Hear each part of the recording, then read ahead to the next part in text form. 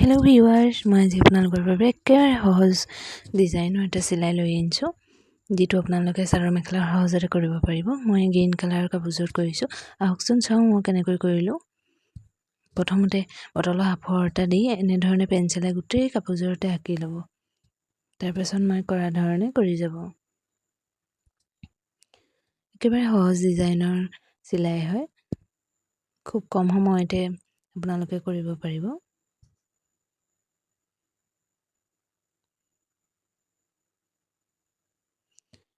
মই বগা আৰু হালধীয়া দি কৰিছোঁ। আপোনালোকে যি কালাৰ বিচাৰে সেই কালাৰতে কৰিব পাৰিব। দুপা বগা দি ওপৰৰ পৰা হালধীয়া দিম, এনেধৰণে।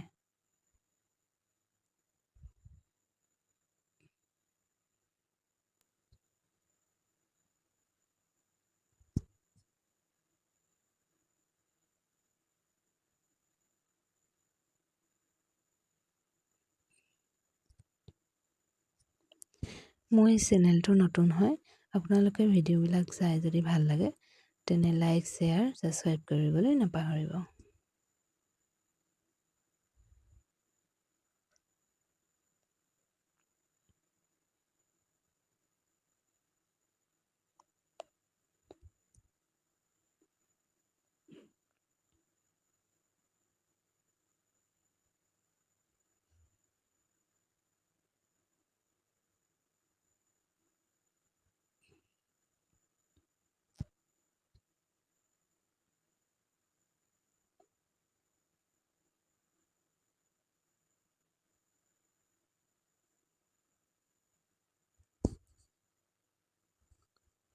এয়া মোৰ ফুলকেইপা কৰাৰ পাছত মই মাজতে এনেধৰণে এটা বুটা দি দিছোঁ। আপোনালোকে বিচাৰিলে মণিও দিব পাৰে।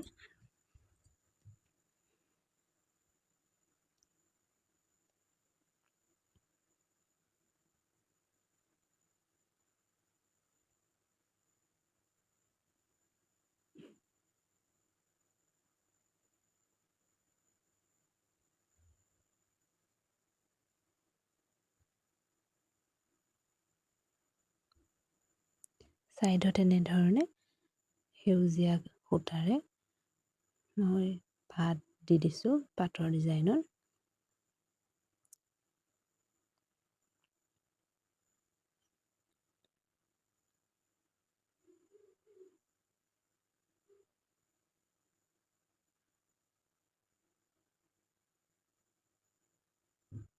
এনেধৰণে মই গোটেই কাপোৰযোৰ কৰি ল'ম, মাজত এটা এটা বুটা দি দিম।